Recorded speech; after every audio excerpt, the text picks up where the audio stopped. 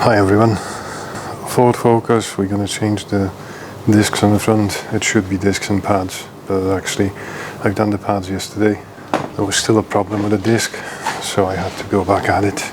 We thought it was just the pads, it was actually discs. I'll show you in a minute what it was. First things first, loosen the wheel nuts obviously. Then we're going to jack the car up, and then we're going to put a stand underneath just to secure it. After it's jacked up and supported, take all the wheel nuts out.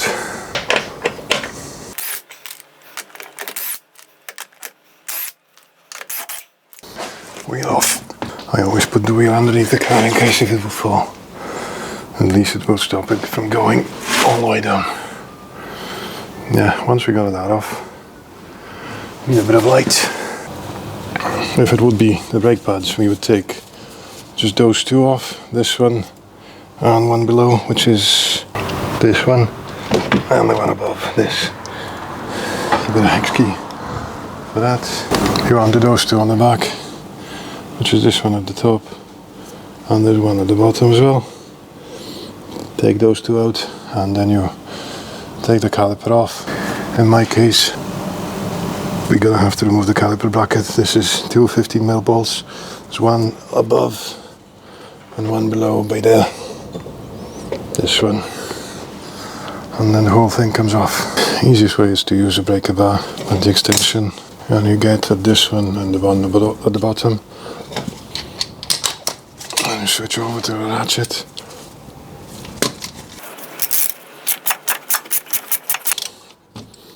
They both use blue Loctite, so make sure you got some. See, they got blue thread locker, which is one I got, one I use. It's Granville. This is blue one as well. Color indicates the strength on some of the brands, but double check every time. Some of them are just for permanent connections, and blue thread locker is removable. Just prevents things from undoing itself with vibrations. Right, once the disc is off, clean the surface of the hub. Don't put any grease on it. There shouldn't be anything between the hub and the disc. When you work on it, calipers put on a bracket. It's not just hanging, dangling on the pipes. Before you put a brand new disc on, spray some brake cleaner on it, because there's a protective film on it, so you have to take it off. Make sure it's clean as is the inside. Once it's all clean, we can get it installed. Once we got it back on the hub, we clean this side of the disc before we put the caliper on. In my case, I had to spread the pads again, because obviously they've been already installed. They've only been there a couple of hours, so it's not going to be super. I have to make sure there's enough space for the disc to fit. What do? You put the bolts back in using the blue thread locker. These bolts should be tightened to 215 Newton meters. As you can tell, you have to use the blue thread locker. The slide pins on the back are 28 Newton meters.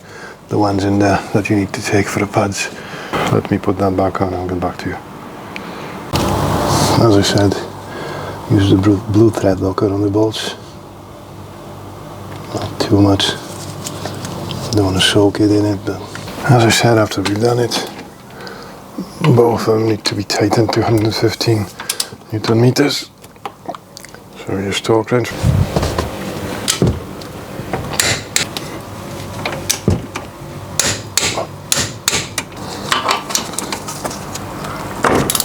Ow! Now, right, once it's all done, that looks a lot better. That's the old disc. It's not as bad. I'll show you what happened with the other one, because the car was a bit bouncy. See this? It just crumbles off. I'll show you the other one in a sec. Both discs are of the same car. This was left hand side. It's corroded, but it's not too bad. No, this is the right hand side. It was vibrating when slowing down.